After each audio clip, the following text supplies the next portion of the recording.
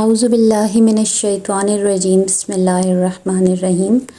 رب اشرح لی صدری ویسر لی امری واحلل عقدۃ من لسانی یفقہوا قولی۔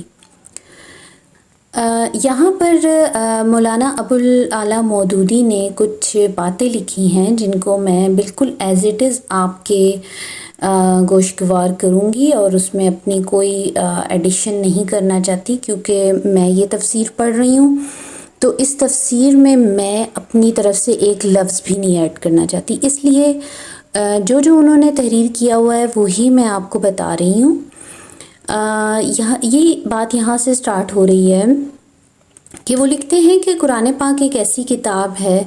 جس کی طرف دنیا میں بے شمار انسان بے شمار مقاصد لے کر رجوع کرتے ہیں۔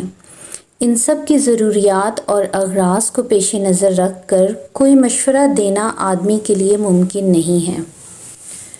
طالبوں کے اس ہجوم میں مجھ کو صرف ان لوگوں سے دلچسپی ہے جو اس کو سمجھنا چاہتے ہیں اور یہ معلوم کرنے کے خواہش مند ہیں کہ یہ کتاب انسان کے مسائل زندگی میں اس کی کیا رہنمائی کرتی ہے۔ ایسے لوگوں کو میں یہاں طریقہ مطالعہ قرآن کے بارے میں کچھ مشورے دوں گا اور کچھ ان کی مشکلات کو حل کرنے کی کوشش کروں گا جو بالعموم انسان کو اس معاملے میں پیش آتی ہیں۔ کوئی شخص چاہے قرآن پر ایمان رکھتا ہو یا نہ رکھتا ہو، بہرحال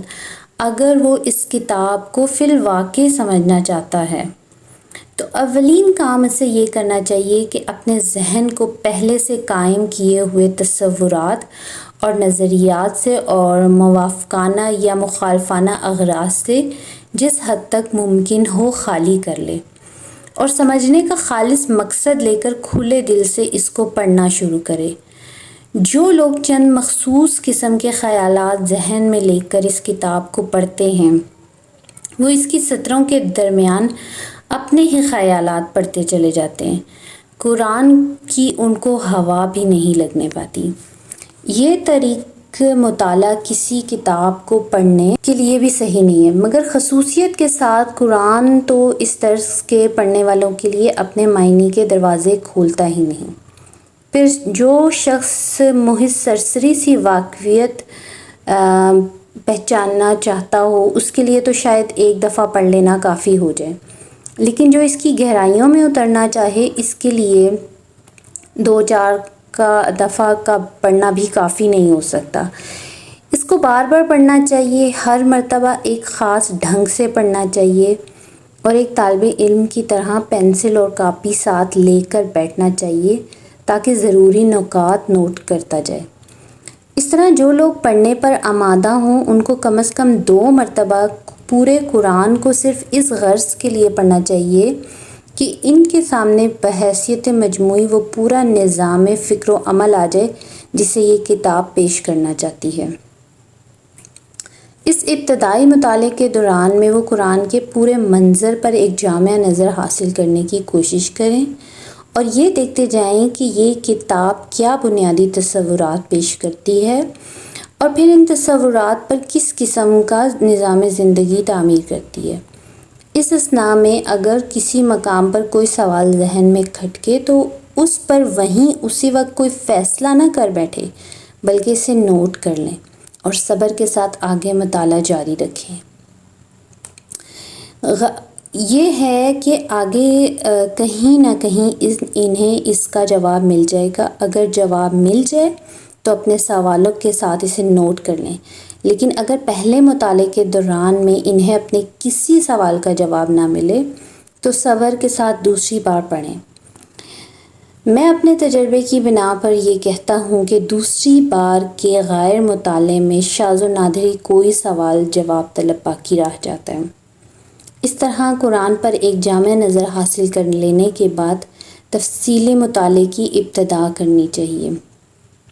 اس سلسلے میں ناظر کو تعلیمات قرآن کا ایک ایک پہلو ذہن نشین کر کے نوٹ کرتے جانا چاہیے۔